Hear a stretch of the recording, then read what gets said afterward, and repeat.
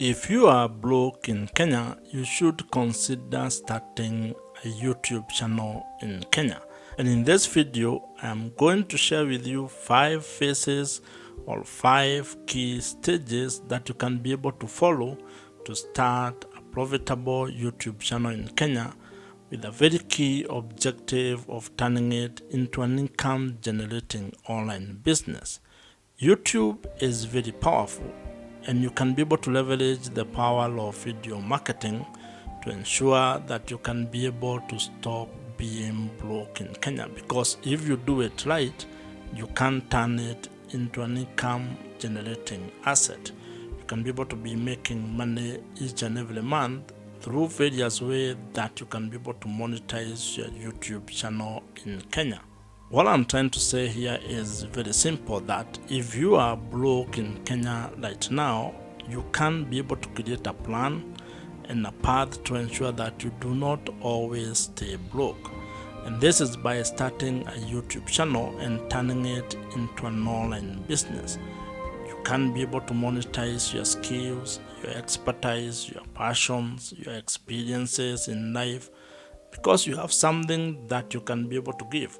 And if you can be able to think of it strategically, you can leverage the power of YouTube, the power of video marketing, to actually create a way for you to start generating income by building an online business in Kenya.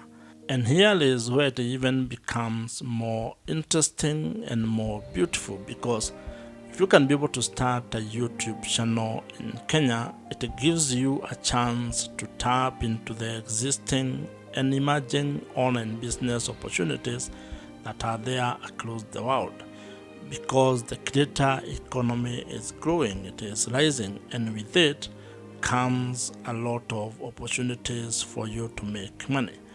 And so, if you are interested in starting a money-making YouTube channel in Kenya, which will help you to stop being broke in Kenya, I want you to consider the following 5 phases. This is all about research and planning on the YouTube channel that you are going to create. You need to take some time and actually do background research on the topic or the idea that you want to create videos on, and also plan your schedule on how you are going to do it. The planning could include when you are going to post content, how many times you are going to post per month or per week, or whatever schedule you come up with. You need to have thought through about all those issues before you have actually started and launched your YouTube channel. This is an important phase, because when you do your research well and when you plan well, then you will have increased your chances of success. You will have looked at the path that you are going to follow towards achieving the goal you have set for yourself. Phase 2 is actually a critical one when it comes to your strategy, your business plan, and how you are going to make money with your YouTube channel. And I know you might be wondering how or why I would bring monetization this early in your planning phase. The idea is that if you are building a YouTube channel as a business, you need to have figured out how this business is actually going to generate revenue, how you are going to make money. And there are quite a number of ways on how you can be able to make money with your YouTube channel. And while you may want to do all of them, probably you may not be able to do that when you start. You may need to actually sequence it. You may need to create a plan on how you're going to execute and implement each of the monetization strategies that you want to pursue. The ways in which you can be able to make money with your YouTube channel include display advertising, affiliate marketing, selling of digital or physical products, subscriptions, memberships, coaching, consultancy, as well as subscription, among other monetization ideas. In phase 3, this is where the rubber meets the road. This is where your focus will be on when it comes to creating the content needed for your YouTube channel. The work that you're going to do in this phase is basically creating your video content. These are things that you had actually thought about, researched on, and planned on how you are going to do it. You already have sort of a schedule or cadence on how many videos you are going to produce each week or each month. And all you are doing in this phase now is actually having those ideas or executing on those ideas. That means researching the specific video ideas, scripting them, recording them, editing, and publishing them, or at least scheduling when they will be published. This is actually the most difficult part when it comes to starting and building a YouTube channel, because unless there is nothing else you are doing, it is possible that you will be required to set time aside to actually create content. And if you are already working or already running a business or have other things that you do, you may find that you do not have a lot of time to actually do this work. And this is why it requires you to be very focused, to be very disciplined, and to have a clear plan and schedule on how things are going to work. However, you cannot ignore creating video content, because this is the lifeline of your YouTube business. It is the lifeline of your YouTube channel. A YouTube channel without content is pretty much useless, but you need to be creating content that serves the target audience or the target market that you had already planned to serve.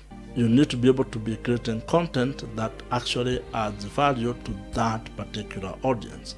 And the kind of value you can provide could include informational, educational, or entertaining, depending on the topic or the niche, the subject matter that you are discussing.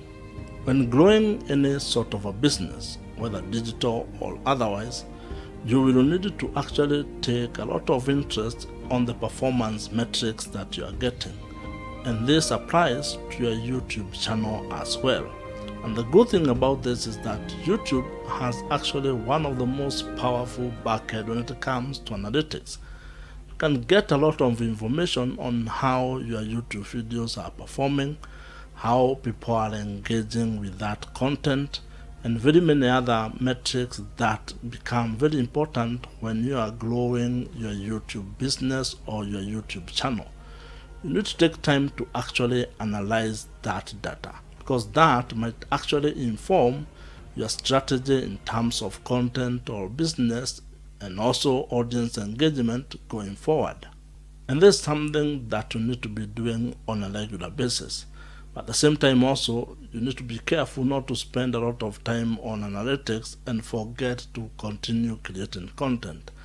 Probably should set aside some time, probably maybe once a week or once a month, when you sit down and look at the data to inform the next phase of your YouTube channel.